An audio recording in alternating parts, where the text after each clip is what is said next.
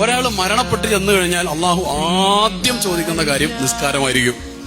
അത്രമാത്രം ക്വാളിറ്റിയുള്ള സാധനമാണ് ഈ നിസ്കാരം എന്ന് പറയുന്നത്. ഏറ്റവും പ്രധാനപ്പെട്ട വിഭവം, നിസ്കാരത്തിന് വലിയൊരു പ്രത്യേകത ഉണ്ട്. എന്താണെന്നറിയോ? നിസ്കാരത്തിന്റെ പ്രധാനപ്പെട്ട ഒരു പ്രത്യേകത, ബാക്കിയുള്ള പല കാര്യങ്ങളും അള്ളാഹു ജിബ്രീൽ മുഖേന അയച്ചു കൊടുത്തതും മറ്റൊക്കെയാണ്. നിസ്കാരം അങ്ങനല്ല. അള്ളാന്റെ അടുത്തേക്ക് ഗസ്റ്റ് ആയിട്ട് കൊണ്ടുപോയില്ലേ?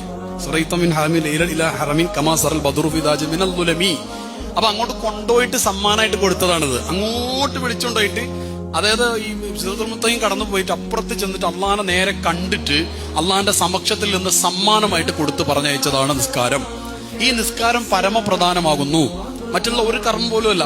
മറ്റുള്ള പല കാര്യങ്ങൾ ഒരു അർത്ഥത്തിൽ പറഞ്ഞാൽ പിന്നെ അൺകണ്ടീഷണലി നിർബന്ധമില്ല. ഹജ്ജ് നിർബന്ധമുള്ളത് അതിന് ആവതുള്ള ആൾക്കാണ്. നോമ്പ് നിർബന്ധമുള്ളത് അതിനുള്ള ആഫിയത്തുള്ള ആൾക്കാണ്. സക്കാത്ത് അതിന്റെ ആൾക്കാർ. അതിന്റെ ഓരോന്നിനും ഓരോ കണ്ടീഷൻസ് ഉണ്ട്. അൺകണ്ടീഷണലി ഒരാൾക്ക് നിർബന്ധമാകുന്ന കാര്യമാണെന്ത്?